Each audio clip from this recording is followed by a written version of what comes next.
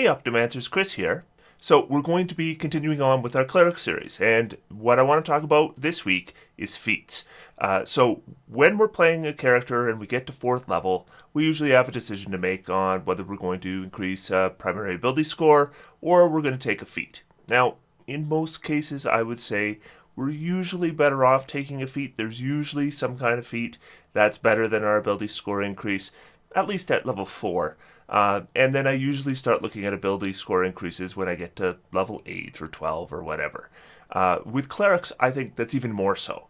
I really think you are best off going with feats if they're available in your campaign rather than increasing your wisdom ability score. Now, if you're playing a Cleric that's going to be relying primarily on cantrips for damage, I think that we can get away with 1 or maybe 2 feats before we start increasing our wisdom. But if we're going to be using a Cleric that's going to be using a weapon instead of cantrips for damage, then I think there's even more feats that we really want to look at before we start getting into our wisdom. And that's partially because we've also split our ability scores, right? Because we're going to be looking at our wisdom as a primary ability score, but we're also going to be relying on an ability score for our attack and damage. So we're kind of splitting our ability scores. So if we're increasing one ability score, we're not getting as much from it because we're not increasing our to hit rolls, we're not increasing our damage rolls. So feats become even more attractive. So today we're going to look at a lot of feats, and I'm going to be looking at feats that I absolutely don't recommend, feats that I think are okay, and the feats that I think are really great to take. As usual, I'll be doing a color coding system for that.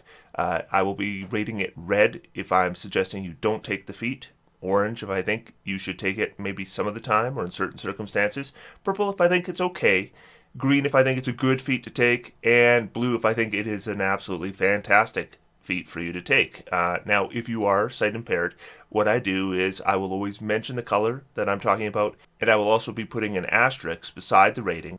So 1 asterisk for red, 2 for orange, 3 for purple, 4 for green, and 5 for blue.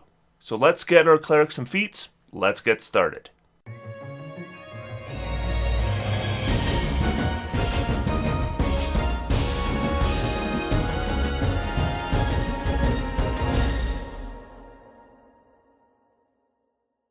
So what I'm going to be doing here is, first thing I'm going to be doing is talking about the feats that I don't recommend. Now, I'm not going to go through every feat in the game. If I don't mention a feat, I'm not recommending it. But I am going to mention some that I think you might be tempted by. And I'm going to explain why I don't think they're very good for Clerics. So let's start out with a combination here. We're going to talk about both the Crossbow Expert and the Polearm Master feat. Now, these are both great feats. They're just not great feats for Clerics. The big feature on both of these is the ability to make bonus action attacks. And we're a bonus action heavy class already. So these might work out reasonably well for you if you're variant human and you take them and you're at level 1 or level 2.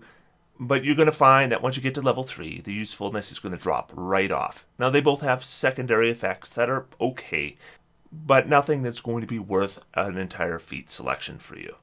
And while we're talking about combat feats, I'm going to talk about some other combat feats I don't think are a good option. And together I am going to talk about Great Weapon Master and Sharpshooter, because these two do very similar things. And these two I am not recommending. And again, these are good feats. I'm not saying these are bad feats, they're just not good feats for Clerics. When we're playing a Cleric, our weapon isn't going to be our primary damage source. We're not making a lot of attacks. We're not getting extra attack. So the main feature of these is if you take a -5 to hit, you can get a +10 to damage. That can work really well if you're doing it with multiple attacks, and really well if we can get advantage on those attacks. And neither of those things are really going to be applying to us as a Cleric. And again, we get secondary features with these, but neither of them are worth a feat selection. And while we're talking about combat feats, let's get Dual Wielder out of the way as well. Dual Wielder, I would not say is a great feat. And 2-weapon fighting is not a great fighting style. And so Dual Wielder is also a bad choice for Clerics. Now, one combat feat that might sound tempting is Shield Master, because as a Cleric, we probably are going to be using a shield. So wouldn't it make sense to be better with shields? And then we see that we get a bonus shove action attack, and we don't have extra attacks, so that might give us something else we can do in combination with our attack. And there's a bonus on dexterity saving throws, and our dexterity saving throws normally aren't great, so that would give us a nice little bonus there. So there are some reasons why we might think that Shield Master is a really good feat for Clerics, but I don't think it is. There's 2 reasons I wouldn't recommend this for a weapon using Cleric, and I don't think if you're a cantrip using Cleric you would even consider it, but if you were a weapon using Cleric, the reasons I don't recommend it is, number 1, it's bonus action dependent, and our bonus actions are already largely spoken for. And the second thing is we're probably looking at grabbing Booming Blade as a cantrip at some point, because that is the way that we can keep our weapon use effective past level 5. And if we do that, then we can't use the Shield Master ability because it can only be used in combination with the attack action. And casting Booming Blade doesn't count as the attack action. So then we can't use our Shield Master ability. And so all we're really getting is the bonus to dexterity saving throws. And if we really wanted to worry about our dexterity saving throws, we could boost them in other ways. Generally, I don't think it's worth a feat in either case. And continuing with our red-rated feats, I'm going to talk about Healer. Healer, again, is a solid feat. I don't think Healer is a bad feat at all. But I think Cleric is actually probably the worst class to take it with. I understand, again, that a lot of people think that a Cleric's job is healing, and so therefore Healer might seem like a really appropriate feat for you to take. But what Healer does is really redundant with the spells we can cast. As I've mentioned before, Clerics are okay at healing, and what we do is largely the same as what the Healer feat is going to do for us. So it ends up just being kind of redundant with things we can already do. If you're going to consider the Healer feat, I would strongly consider it if I'm playing a class that doesn't have healing options. That's when it's really going to shine. When you're just piling it on to things you could already do, and it's just another way to do the same thing, we're not really getting a big benefit out of that. Certainly nothing that's worth a feat. Now, if we're playing a Cleric with medium armor, it might seem tempting to look at the heavily armored feat.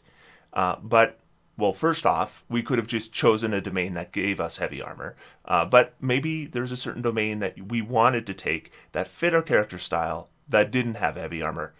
Do we want heavily armored? I would say no. Again, we can easily work with medium armor to get a very similar armor class to heavy armor. At best, we're talking about a +1 AC for piling heavy armor instead of medium armor on our Cleric. And +1 AC is not worth your feat slot. And even in that case, we still also have to worry about having a strength requirement or having lower movement rate. So heavily armored just doesn't give us enough considering the cost. And the final feat I want to talk about again is a good feat, but again, I don't think it's the right feat for Clerics, and that's Alert. When I look at Alert with a spellcaster that is specialized in controlling the battlefield or specialized in disabling enemies, then that +5 initiative is a big deal, and so I tend to look at Alert as a pretty good option. With Cleric, there's a little less focus on those kind of spells. There's more things like setting up things like our Spirit Guardians and our Spiritual Weapon, and winning initiative is still decent with those things. But it's not giving us enough, I figure, for the cost of a feat. Now, avoiding surprise and avoiding the advantage on attacks from hidden people, also good things. So again, Alert isn't a terrible feat for Clerics. It's just not one I recommend because I just think there are better options for us. So those are all the feats that I hear people talking about sometimes with Clerics that I don't think are good choices. Now I want to talk about some feats that are sometimes a good choice. So these are my orange rated feats. Now, if I am a dwarf, we could consider Dwarven Fortitude. This is from Xanathar's Player's Guide. It's one of the racial feats. And now I would only consider this if I was playing a Dwarven Cleric and I had an odd Constitution score. And even then, it's not even the best feat that's going to give us a +1 Constitution score. But there is one advantage here. As I mentioned in the tactics video, dodge is an action we might take with our Cleric. So this might be something I would consider maybe at lower levels. I don't think it's going to pay off for us much into mid or higher levels though. So a dwarf in a low level campaign with an odd Constitution score, then I might do it. Otherwise, I'd probably be looking at something like Resilient Constitution to increase my Constitution score. The next orange feat I want to talk about is Medium Armor Master. Now, this is one of those feats that is circumstantially good. If you are a Cleric and you have a dexterity score of 16 or higher and you wear medium armor, and you have stealth proficiency, this is likely going to be a +2 armor class for you. That is a decent payoff for a feat. But that's really the only case. If we don't have that 16 dexterity, or we're not worried about stealth, we don't have the proficiency, then we're probably looking at +1 AC at best. And that's not worth a feat slot. The next feat I want to talk about is mobile. Now, this isn't an amazing feat, but when we are playing a weapon using Cleric, this can improve our ability to situate that Spirit Guardians in the right spot without provoking opportunity attacks, which we really don't want to take when we're concentrating. So, as a secondary choice, it's okay. It is not something I would ever recommend for a low-level Cleric. But if you are a high-level Cleric, you already have the feats you're looking for, I might look at mobile at that point. The next orange feat I want to talk about is Observant. Now, I wouldn't look at Observant unless I had an odd wisdom score. If I do have an odd wisdom score, then I am looking for a +1 wisdom boost. And if you're not an elf or half-elf, because if you're an elf or a half-elf, there's a better option, and I will be talking about it. But if you're not, then Observant is probably your best option. And assuming you have a great wisdom and proficiency in perception, your passive perception score is boosted into the stratosphere with this. Not worth it, though, unless you have that odd wisdom score. The final orange feat, the final feat that I think might be good some of the time, is Ritual Caster. So we qualify for Ritual Caster because we're going to have a high enough wisdom score to qualify for the feat. And there are a lot of amazing rituals in the game that aren't on the Cleric spell list. So this is what you want to do. Look to your left. Look to your right. Do you see a wizard? Do you see a bard? If the answer to both of those questions is no, then consider this. Otherwise, they're going to already have access to a lot of those great ritual spells, and you probably don't need multiple people who can cast them. Now I want to start talking about some feats that I think are okay choices for a Cleric. So these are our purple ranked feats. And I already talked about a lot of combat feats already and explained why I don't recommend them. There is one combat feat that I do think can be a pretty good choice for Clerics, and that's Sentinel. If you are playing a weapon using Cleric and you want to boost your weapon attacks, don't look at Great Weapon Master, Sharpshooter, Polearm Master, or Crossbow Expert. I would look to Sentinel. It works much better with the set you have with the Cleric. If I was going to take Sentinel for my Cleric, it would not be my first feat. But if you have a weapon using Cleric, and you get Warcaster, you get Booming Blade, you're going to find that Sentinel is something you would really benefit from. Now, do I want Sentinel instead of getting my Wisdom from 16 to 18? With a weapon using Cleric, I would consider it. The next feat I want to talk about, I don't think is a great feat, but I do think it's pretty good for Clerics, and that's Defensive Duelist. Now, it only defends against one attack, but there is a decent chance with your Cleric that you're going to have a reaction available. A lot of classes, their reaction is largely called for, but with the Cleric, we're probably going to have a reaction available to use. The Finesse weapon is somewhat limiting, but just remember, there's nothing saying we can't wield our rapier using our strength. And it still qualifies for use with Defensive Duelist because it has the Finesse property.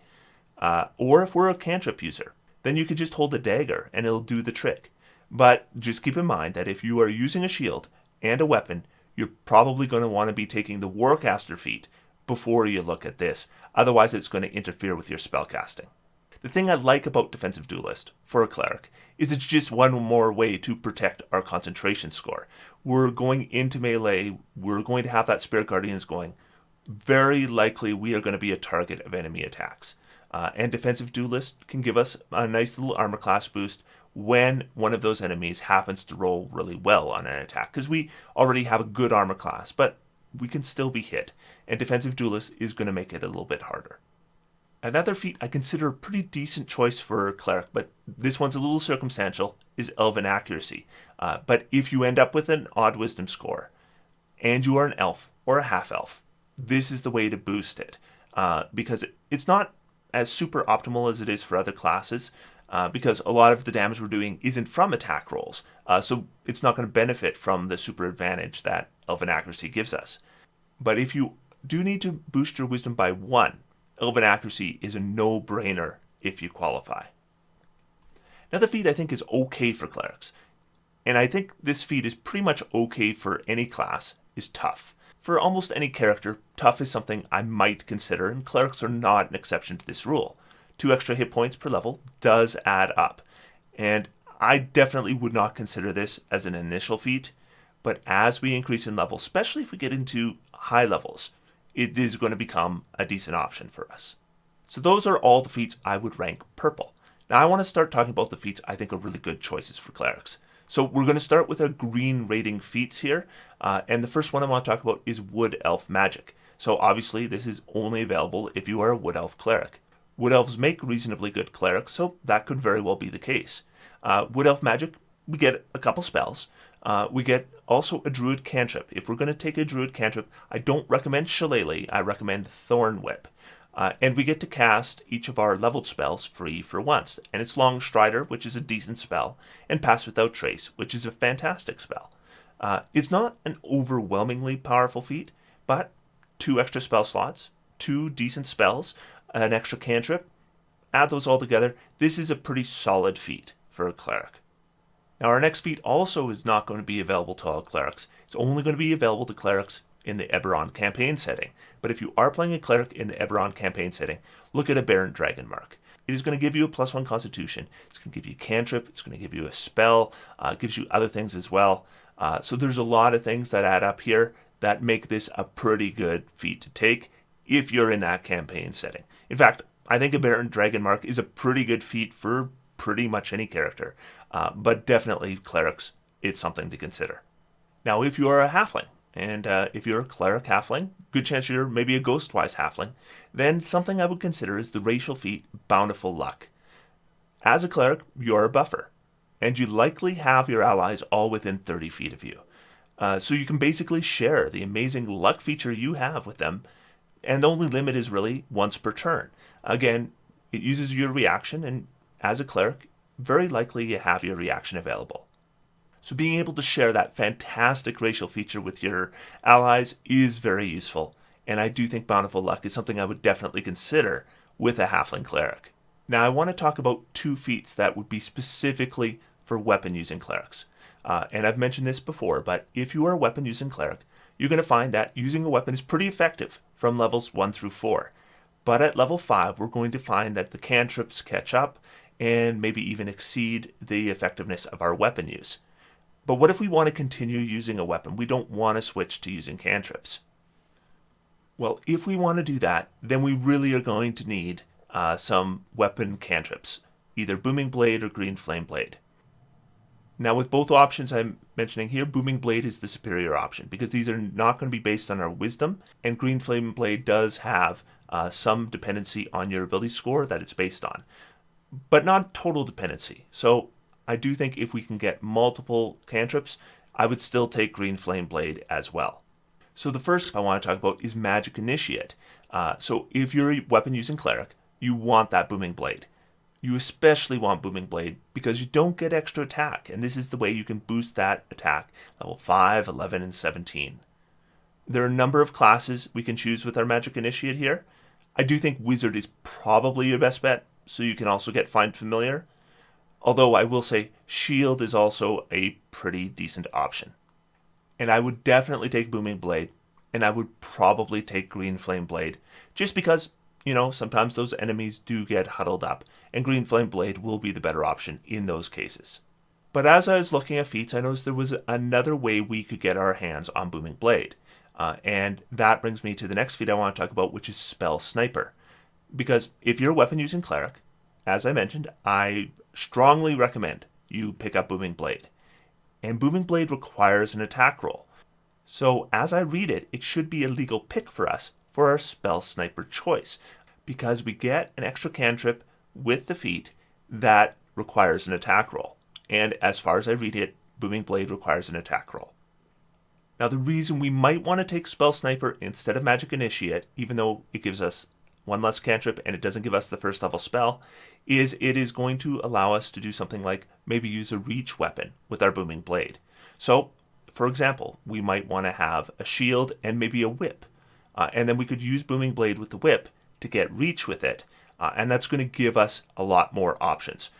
And so I do think Spell Sniper is a decent choice as well as Magic Initiate. Far more specialized, but I think it's pretty good in that specialization.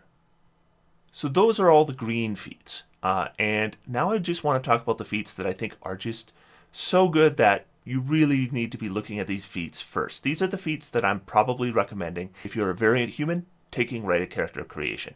And if you're not a variant human, looking at level 4. And all 3 of these feats are going to boost your concentration saving throw. And that is really important when you're playing a Cleric, because Spirit Guardians is so effective, but you suffer from the fact that you don't have Constitution as a primary saving throw, and you will be a target of attacks. So you're probably going to be making concentration saves. And if that Spirit Guardians goes down, then so much for your effectiveness. So I might look at taking more than one of these feats, but I would definitely take at least one of them at my first opportunity. And this is true of both cantrip using Clerics and weapon using Clerics. The first one I want to talk about is Lucky. Now, Lucky is a good feat for every build, so it's unsurprising that it's also a good feat for us. But mainly, we want this for saving throws. With a Cleric, we want to find the ways to protect our concentration. This gives us that, but what Lucky also does is it can protect our other saving throws. Maybe a Constitution saving throw that's not for concentration, or a Wisdom saving throw. These can be really important, and we can hold off using Lucky until we know that we need it. The limit, of course, is the 3 times per day. But there's a lot of versatility with Lucky, and it's a really good feat to have for a spellcaster that's going to be concentrating a lot. So it is definitely one of the best feats you can take for a Cleric. Another one of the best feats you can take for a Cleric, another blue rating one, is Resilient Constitution. We are not going to have a great Constitution save, which is, of course, our concentration save. But it's also a save that's targeted with a bunch of other really bad stuff. When you're making a Constitution save, it's usually an important saving throw. So the nice thing about Resilient is it's boosting all our Constitution saving throws. And if we have an odd Constitution score, I might even take this with my first feat selection. Otherwise, I'm still going to want it, but I'm probably going to wait for a higher level to grab it, because it scales, and maybe when we get to level 8 or level 12, we're going to see a bigger impact for Resilient Constitution than we would see at level 4, where it's only giving us a +2 bonus. Most of the time at level 4, I might consider another option instead to boost my concentration saving throws. Again, unless I had an odd Constitution score, because then technically we're boosting that save by +3. And the final feat I want to mention, which I think is actually the best feat for a Cleric, and that's Warcaster. And generally with spellcasters, I think Warcaster is almost a must-have feat. But with Clerics, and especially if you're using a weapon, especially so. In fact, if you are a weapon-using Cleric, I think Warcaster is significantly better than Resilient Constitution or Lucky for your very first feat. And that is because when you are using a shield and a weapon, you're going to find it difficult to cast spells. But with Warcaster, that solves that issue. So if you're a Cleric and you're a variant human, I say take this at level 1. Level 4 for any other Cleric. It is going to give you the biggest boost to your concentration saves at lower levels, because it's giving you advantage on those saving throws. So even if I'm a cantrip using Cleric, Warcaster is probably the feat I'm going to take first, but I might take Lucky and it might do me just as much good. But if I am playing a weapon using Cleric, Warcaster is a must here. Not just for our spellcasting as well. Once we're in melee, we're going to have an occasional chance to make an opportunity attack. Warcaster is going to be good for that as well. Now, I'm not saying that you should only take one of those 3 feats. We might want to take Warcaster and Lucky and Resilient Constitution. You can pile all 3 up, and it is good to do so. So these are our best feats, but I think Warcaster takes the crown as the best feat for Clerics. So that is my video on the feats I think are best for Clerics. If there are feats that I didn't mention that you think are good for Clerics, I'd be interested to hear it. So let me know in the comments down below, and I'll take a look. Now next week, I'm going to be getting off of Clerics for 1 week because I want to talk about Matt Mercer's Blood Hunter. And then we're going to get back into Clerics the next week, and we're going to start talking about multi-class options for Clerics. So I hope you'll join me then. Till then, I'm going to sit back, relax, have some fun, because D&D is for everyone. Thanks, Optimancers. See you next week.